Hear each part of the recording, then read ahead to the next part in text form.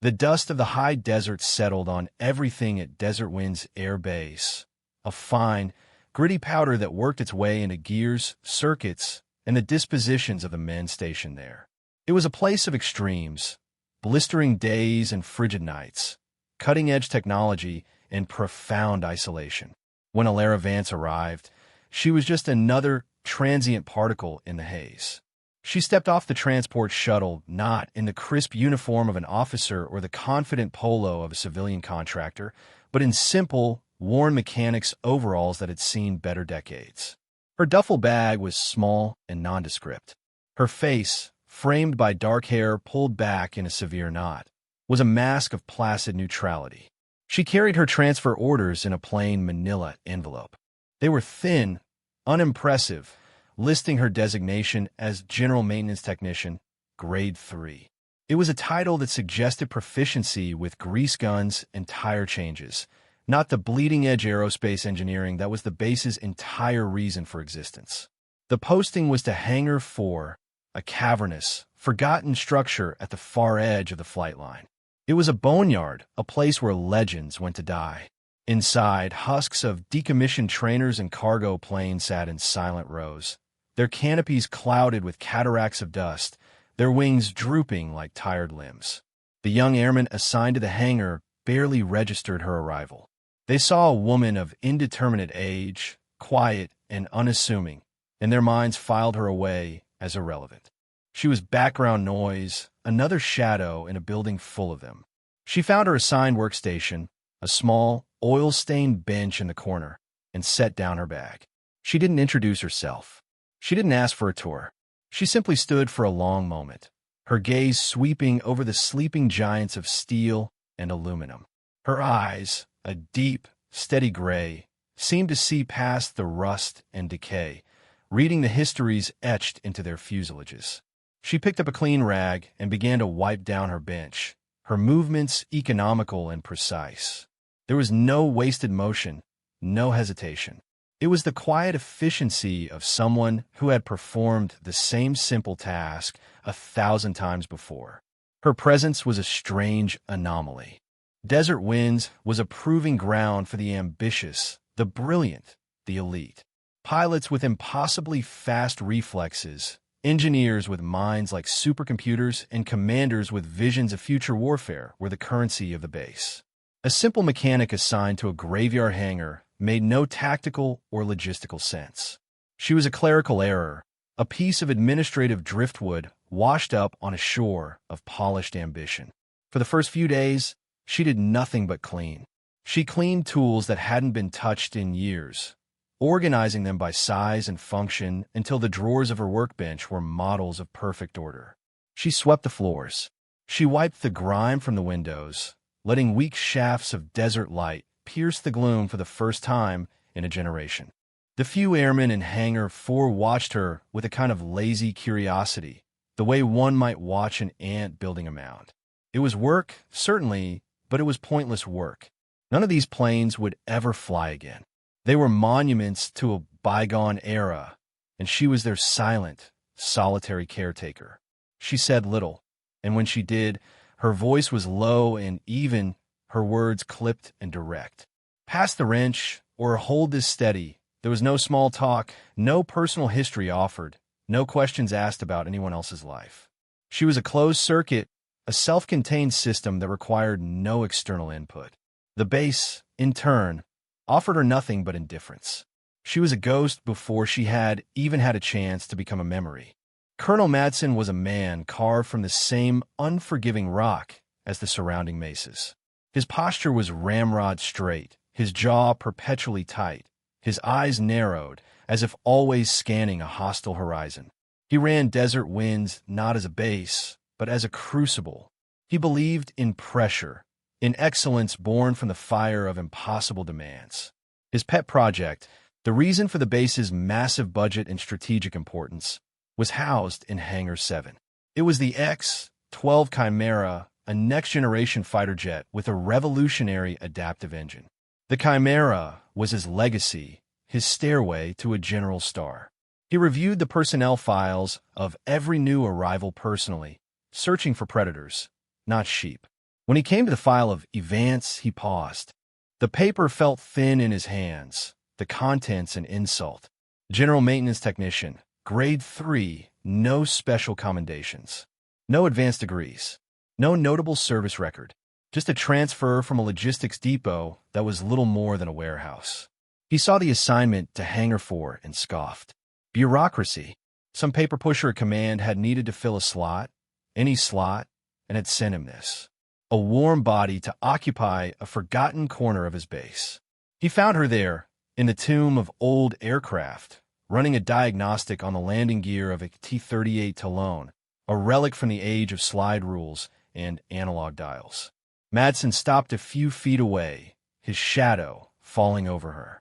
She didn't look up immediately, her attention fixed on the pressure gauge in her hand. Vance, he said. The name was a flat.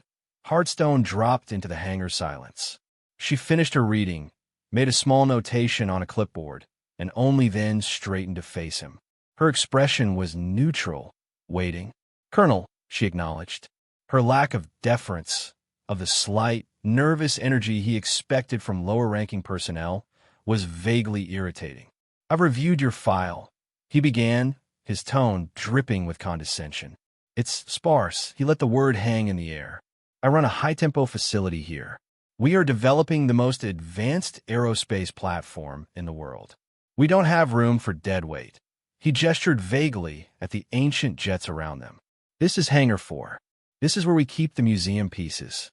Your job is to make sure they don't fall apart any faster than they already are. Is that understood? She met his gaze without flinching. Yes, Colonel, the real work, he continued, pointing a thumb in the general direction of the main flight line, happens in Hangar 7.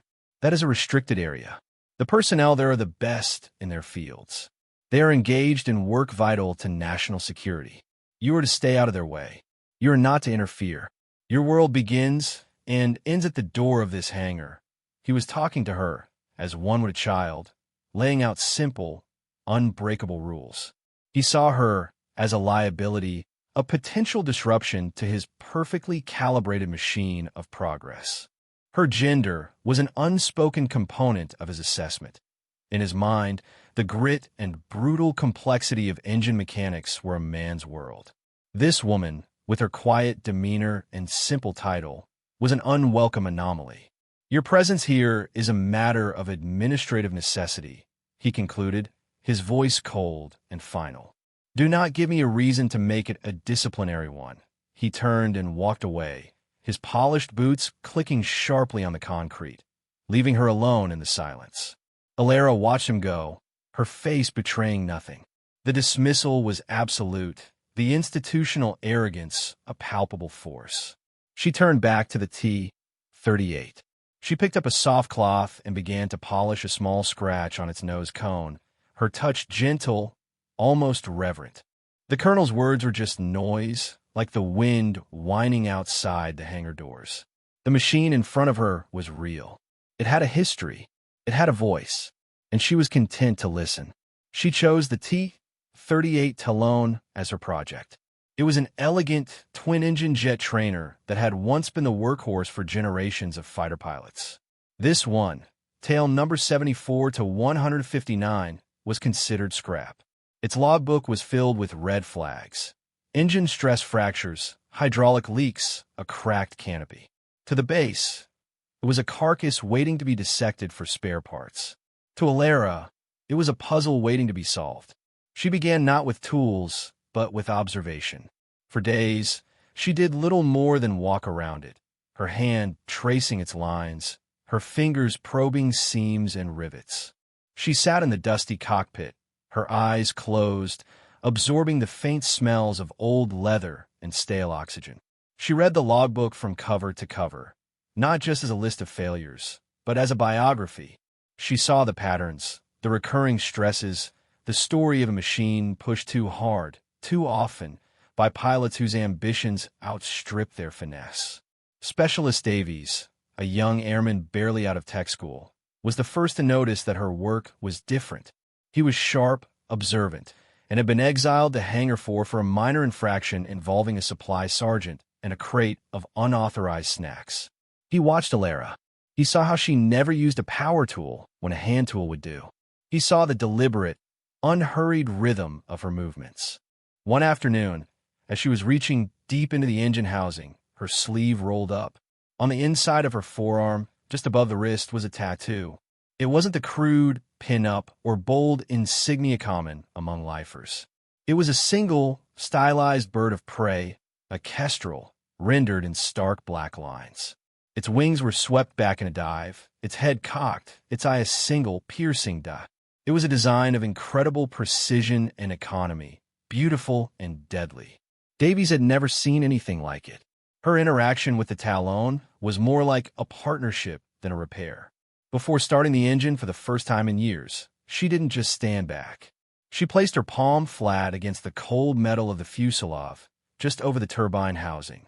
She stood like that for a full minute, her head tilted slightly, as if listening for a heartbeat. Davies, watching from behind a stack of crates, felt a strange chill. It was as if she were communicating with the machine, calming it, preparing it. When she finally did ignite the engines, they spooled up not with the expected cough and sputter of a derelict, but with a surprisingly smooth, low whistle that slowly grew into a steady, powerful hum. She let it run for exactly 10 minutes, her eyes scanning the gauges, her ears tuned to a frequency no one else could hear. Then she shut it down. She knew. She knew it was ready.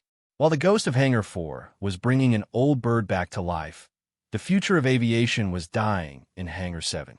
Alara would sometimes walk past its massive, sealed doors at the end of her shift. She could feel the vibration of frantic energy from within. The X-12 Chimera, the pinnacle of aerospace engineering, was grounded. Its revolutionary engine, a marvel of materials science and artificial intelligence, was plagued by a phantom flaw. She could hear the shouts of frustration, see the tense, hunched shoulders of the engineers through the high windows. They were throwing everything they had at it. Terabytes of diagnostic data, quantum simulations, the collected genius of the nation's brightest minds.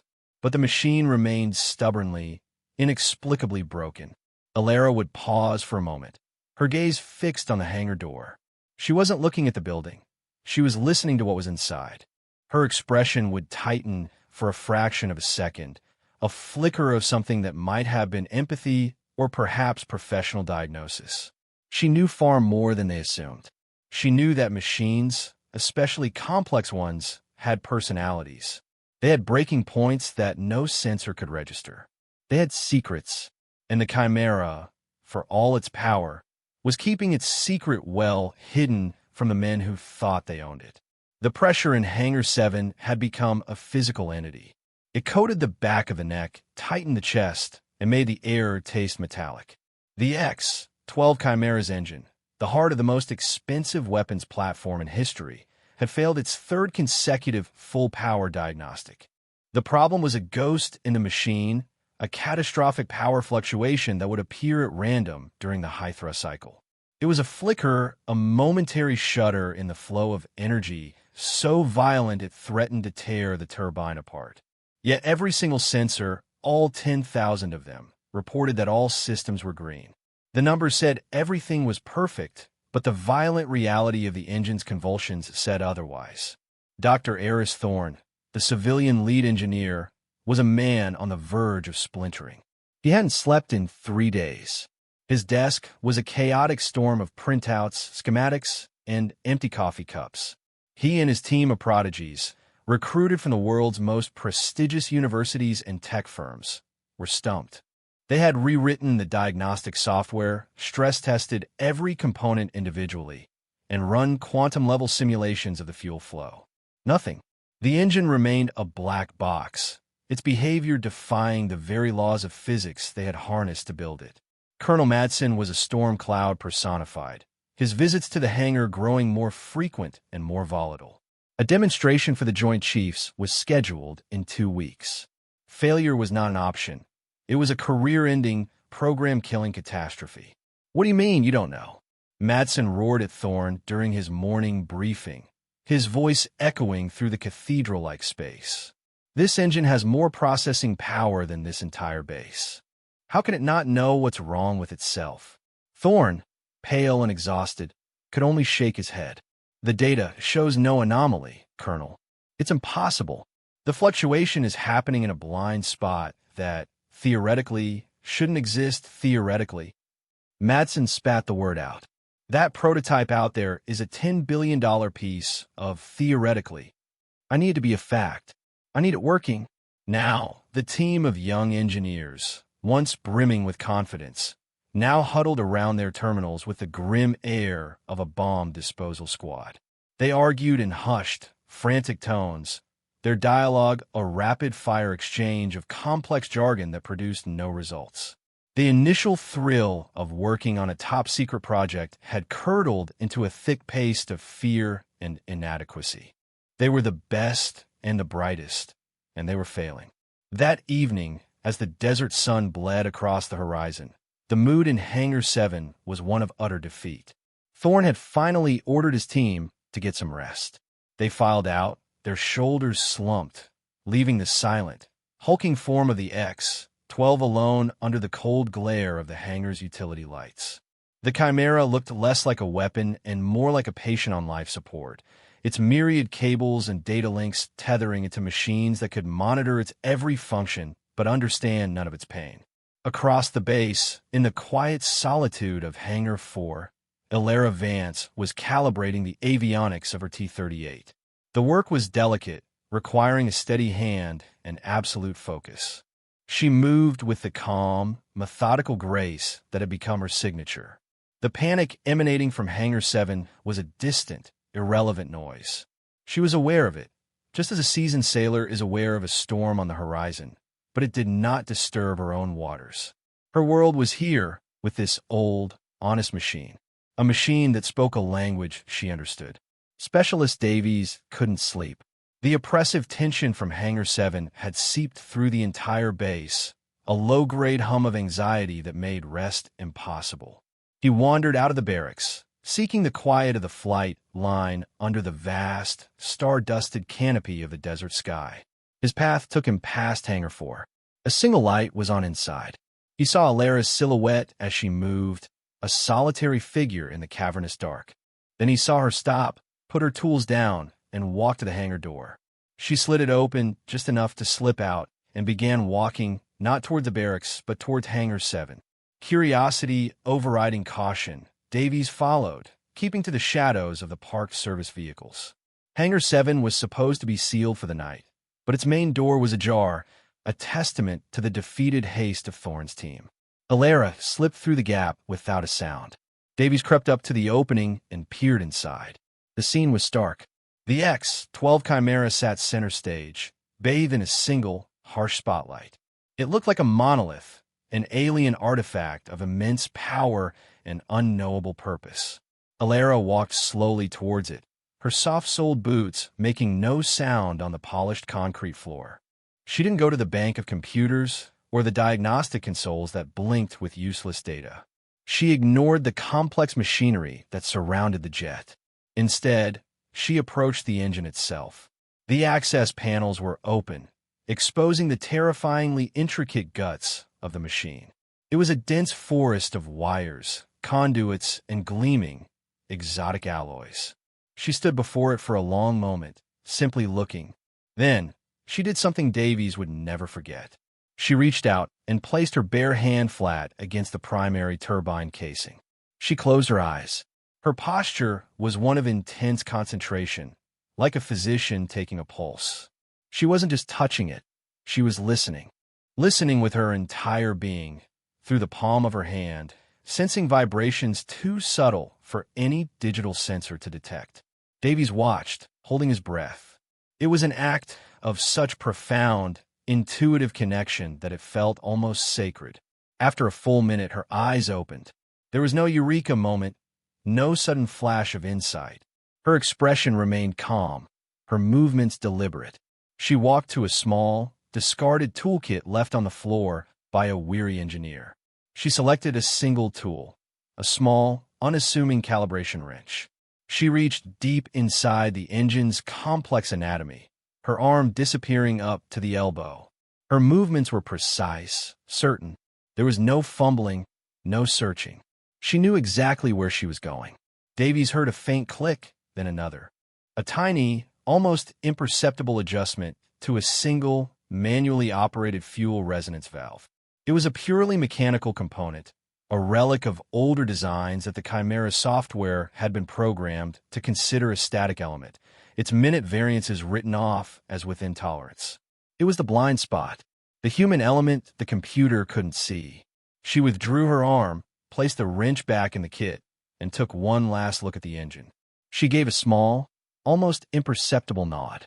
Then she turned and walked out of the hangar as silently as she had entered, passing so close to Davies' hiding spot that he could feel the faint whisper of air from her movement. He was left alone in the silence, his heart pounding. The image of her hand on the machine burned into his mind. The next morning dawned with a sense of grim finality.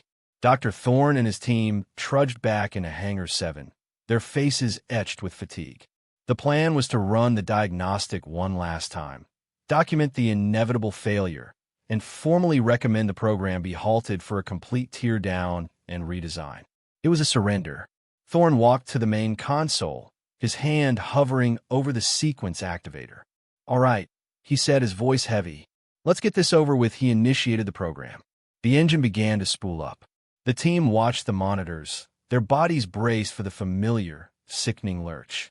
The thrust indicator climbed. 10%, 30, 70. It entered the critical high-power band, where the fluctuation always occurred. 90%, 100%, nothing. There was no shudder, no violent hiccup. The monitors were a sea of perfect, stable green. The engine on the test stand settled into a low, impossibly smooth hum. It was the sound of perfection. A stunned silence fell over the hangar. The engineers stared at their screens, then at each other, their expressions a mixture of disbelief and dawning hope. "Run it again," Thorne whispered, his voice hoarse. They ran the full diagnostic a second time, and a third. The results were the same, flawless. The ghost was gone. "What happened?" one of the junior engineers asked, his voice full of awe. "Did the last software patch finally work?" Thorne shook his head, already moving away from the console. "No. The logs show no software changes were committed overnight. Nothing was touched." His mind was racing, trying to process the impossible. He strode to the security office, his team trailing behind him like confused disciples. "I need the footage from Hangar 7, from midnight until dawn," he demanded of the night shift guard. The guard complied, pulling up the video feed. They watched in silence as the footage spooled forward. They saw themselves leaving defeated. They saw the hangar, empty and silent. And then they saw her, the woman mechanic from Hangar 4. They watched her enter, approach the engine, and place her hand on it. They saw her make the small, precise adjustment with the wrench. They watched her leave. Thorne played the clip back 3 times. It was undeniable. The solution had not come from terabytes of data or a supercomputer. It had come from a single human being with a wrench. He grabbed a printout of her file from his cluttered desk. Vanche, general maintenance technician. He stared at the name, then at the grainy image on the security monitor. He immediately went to find Colonel Madsen. Madsen was in his office, already drafting the preliminary failure report. Thorne burst in without knocking, slapping the tablet with the security footage down on the colonel's desk. "You need to see this, sir." Madsen watched, his expression shifting from irritation to confusion, and finally to stunned disbelief. "Who is that?" he demanded. "It's the mechanic from Hangar 4, Thorne said. Vance Madsen's mind reeled. His dismissive, arrogant words from a few days prior echoed in his memory. He felt a flush of something he hadn't experienced in years. Humility. He picked up his intercom. "Give me Specialist Davies from Hangar 4. Now, when Davies arrived, nervous and intimidated, Madsen's tone was uncharacteristically subdued. "Davies, tell me about Technician Vance Davies," surprised by the question, recounted what he had observed. Her methodical work on the old Talon, her quiet intensity, the strange, precise tattoo of the Kestrel on her arm. The name on the file, Vance, suddenly felt like a deliberate, calculated piece of misdirection. The victory in Hangar 7 was short-lived.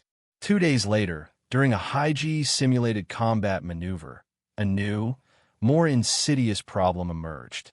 The Chimera's adaptive cooling system, a complex web of liquid nitrogen conduits and microservos controlled by the engine's AI, went haywire.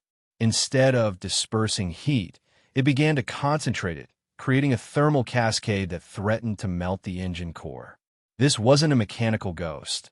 It was a full-blown poltergeist, a catastrophic failure of the delicate marriage between hardware and software. The alarms in the control center shrieked. Thor and his team were once again in the hot seat, throwing frantic lines of code at a problem that was escalating by the second. The AI, designed to be self-correcting, was caught in a lethal feedback loop, each attempted fix only making the heat concentration worse. This time, Colonel Madsen didn't yell. He picked up his phone and made a single, direct call to the Boneyard hangar. "Technician Vance," he said, his voice stripped of all its former arrogance. "Your assistance is requested in the command center." Immediately, a military transport vehicle was sent to fetch her, a courtesy usually reserved for visiting dignitaries. When Alara walked into the high-tech command center, a hush fell over the room. The engineers and technicians, who a week ago wouldn't have given her a second glance, now parted before her like she was royalty. She wore the same simple overalls, a stark contrast to the flight suits and lab coats around her. Dr. Thorne met her at the door, his face grim. "It's the cooling system," he said, his voice full of respect. "The AI is fighting itself." "We can't break the loop," Alara didn't respond. She walked past the frantic engineers at their consoles and stood before the main tactical display. It showed a 3D holographic model of the engine, with angry red lines of heat converging on the core. The screen was a blizzard of scrolling data, error logs, and failed code injections. Alara ignored it all. She wasn't looking at the software. She was watching the physical representation of the problem. Her eyes tracked the flow of the glowing red lines, her focus absolute. She watched for nearly a minute, her face a serene mask in the flickering light of the crisis. The engineers continued to shout suggestions, their voices tight with panic. "Try a hard reboot of the primary controller. Flood the system with a null command string." Their solutions were digital, aimed at the code. They were trying to talk to the AI. Alara was looking at the machine. "Give me a schematic of the coolant conduits," she said, her voice calm and clear, cutting through the noise. An engineer, startled, quickly brought the diagram up on a side screen. Alara studied it for no more than 10 seconds. Her finger rose and pointed to a single, obscure junction deep within the engine's architecture. "Here," she said. "The sensor in this junction is reporting accurately. The AI is responding to correct data." Thorne looked at her, confused. "Then what's the problem?" "It's not a software problem," Alara stated simply. "It's a materials problem. Look at the thermal expansion coefficient of the conduit alloy at that junction. Under high G stress, the metal expands just enough to create a micro-occlusion, a partial blockage. The AI sees the heat spike and tries to force more coolant through, which increases pressure, which worsens the occlusion. It's a physical feedback loop, not a digital one. The software can't see it because all its sensors are telling it the valve is open." She picked up a stylus and a tablet from a nearby console. With a few swift, elegant lines, she sketched a simple bypass. A small, secondary channel that would reroute coolant flow around the choke point, activated by a simple pressure-sensitive valve. It was an incredibly simple, practical, physical fix for a problem the world's most advanced AI couldn't solve. Thorne stared at the drawing, his mouth slightly agape. It was brilliant. It was elegant. It was something none of them had ever considered. "Implement it," Madsen ordered, his voice full of awe. The team worked quickly, translating her sketch into a remote command. The bypass was activated. On the main display, the angry red lines instantly began to recede. The heat dissipated. The core temperature dropped back to nominal levels. The alarms fell silent. In the sudden quiet of the room, all eyes turned to Alara. She was already placing the stylus back on the console, her work done. Colonel Madsen sat in his office, the door closed, the blinds drawn. The quiet competence of the woman known as E. Vance was no longer a curiosity. It was a profound mystery that demanded an answer. His earlier dismissal of her felt like a monumental, career-defining blunder. He had underestimated her on every possible level. Using his highest command authority, he initiated a top-level, fully unrestricted background investigation. He bypassed the usual channels, sending the request directly to the Pentagon's deepest records vault, citing an urgent matter of national security. For hours, there was nothing. Then a single, heavily encrypted file was deposited directly into his secure terminal. The file for E. Vance was mostly a ghost, a series of dead ends and placeholder information. But his new clearance unlocked the layers beneath.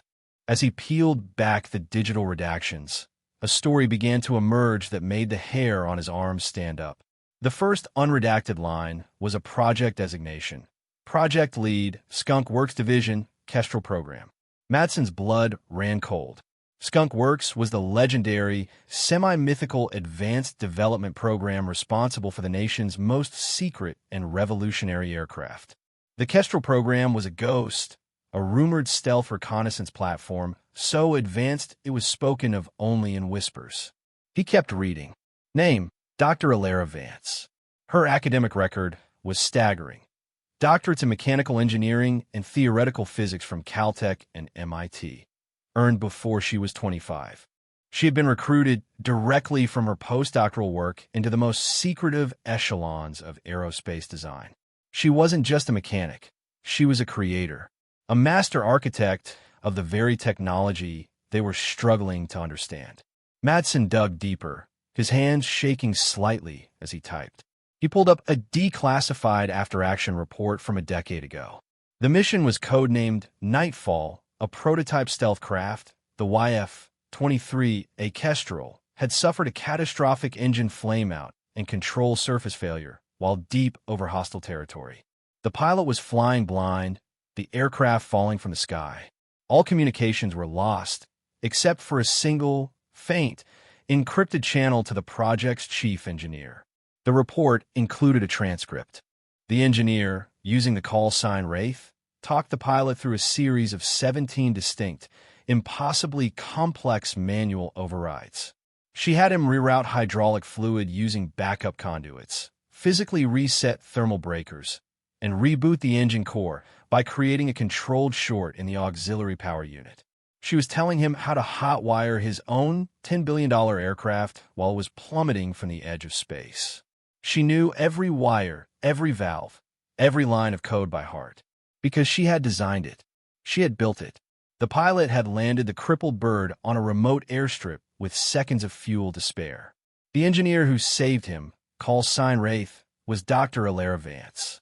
Madsen leaned back in his chair, breathing heavily. He found the final entry in her service record. A few years after the Nightfall incident, her file simply ended. A single notation read, "Voluntary separation following personal tragedy." A cross-reference indicated her husband, a test pilot, had been killed in an accident. She had vanished.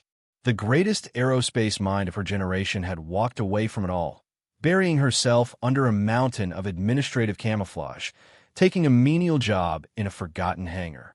She hadn't been sent to his base by accident. She had chosen it. She had come here to be near the machines, to be in a place where she could speak their language, far from the politics and pressures that had cost her everything. The next afternoon, Madsen found her where he knew she would be. She was in Hangar 4, standing on a small scaffold, carefully polishing the canopy of the old T-38 Talon. The jet gleamed under the hangar lights, no longer a piece of scrap but a restored masterpiece. Its engines were perfectly tuned, its hydraulic sound, its avionics calibrated to perfection. It was a living, breathing machine again, resurrected by her hands. Madsen walked into the hangar alone. He had left his rank and his arrogance at the door. Dr. Thorne and a small group of the Chimera Project senior engineers and pilots followed a few paces behind him, their expressions a mixture of awe and contrition. They stopped a respectful distance away, an unspoken honor guard. Alara heard them approach. She finished a final, gentle wipe of the canopy before turning, her movements as unhurried as ever. She looked down from the scaffold at the assembled men, her gray eyes revealing nothing. Madsen looked up at her, the full weight of his realization settling upon him. He saw not a simple mechanic, but a legend in self-imposed exile. He saw the architect of miracles, the woman who spoke to machines in their native tongue. He cleared his throat, but the grand speech he had prepared died before it could be spoken. The words were inadequate, meaningless. "Dr. Vance," he said. His voice was quiet, stripped of all authority, holding only a profound, bottomless respect. It was the first time anyone on the base had addressed her by her proper title. Alara's expression did not change, but a flicker of something ancient and weary passed through her eyes. It was the subtle acknowledgement of a secret finally brought into the light. She had not sought this, but she would not deny it. Madsen said nothing more. There was nothing more to say. Words would only diminish the moment. Instead, he drew himself up to his full height. His posture was not the rigid stance of a commander, but the formal posture of a soldier honoring a superior. Slowly, with deliberate precision, he raised his hand to his brow and rendered a slow, sharp salute. It was a gesture of ultimate respect, an admission of his own blindness, and a tribute to her hidden genius. Dr. Thorne, standing behind him, straightened and mirrored the salute. One by one, the other engineers and pilots followed suit.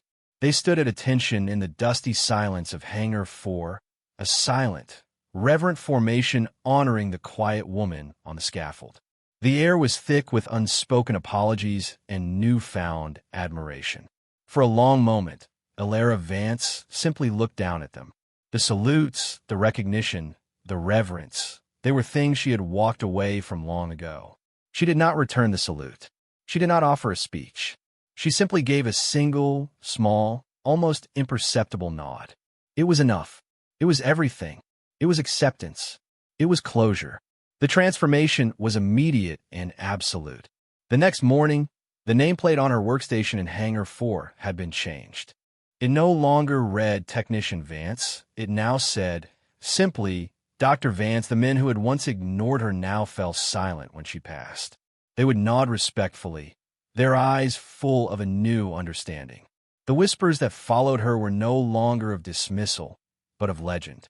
The story of the Chimera engine had spread like wildfire through the base, morphing with each telling until she was less a person and more a mythic figure, the ghost of Hangar 4, who could heal machines with a touch. Late in the morning, a black, unmarked sedan with government plates rolled silently onto the base and stopped outside her hangar. A man in a discreet dark suit, the kind that blends into the corridors of power in Washington, stepped out and spoke quietly with Colonel Madsen. Her transfer had been rescinded. Her quiet life was over. She was being called back. Alara packed, as she had arrived, with a single, small duffel bag. She did not say goodbye to anyone. There were no handshakes, no farewells. She walked out of the hangar and towards the waiting car, her posture straight, her face serene. Specialist Davies stood by the hangar door, watching her go. She paused for a moment and looked back, not at the assembled personnel, but at the gleaming nose of the T-38 Talon. Her T-38. Her gaze lingered on it, a silent farewell to a friend. Then she turned, got into the car, and was driven away, disappearing into the desert haze as quietly as she had appeared. Davies walked back into the now empty hangar. The silence she left behind was different. It was heavier, filled with her absence. On her workbench, where she had meticulously organized every tool, sat a single object left behind. It was the small calibration wrench she had used on the Chimera engine, polished to a high shine, perfectly balanced. It was a parting gift, a symbol. He picked it up. It felt warm in his hand, imbued with a purpose he was only just beginning to understand. Later that day, he found himself drawn to Hangar 7. The X-12 prototype was on the test stand, its engine running through a final systems check before its first flight. The sound was different now. The raw, aggressive roar had been tempered, replaced by a low, powerful thrum. It was the sound of a perfectly balanced system, a machine in harmony with itself. Davies walked closer to the spot where the engineers had watched her on the security footage. The engine casing gleamed under the lights. Dust motes, disturbed by the controlled hurricane of the exhaust, danced in the bright shafts of light spilling from the hangar door. They swirled and settled on the engine, catching the metallic shine of the spot where her hand had rested. It was just a patch of metal, indistinguishable from the rest. But it felt different. It was the epicenter of a miracle, a silent testament to the woman who had come to this place of noise and ambition, seeking only quiet, and in doing so had reminded them all that the most powerful forces are often the most silent, and that the deepest understanding comes not from data, but from listening. The hum of the engine was her legacy, a perfect, steady note in the vast, empty desert.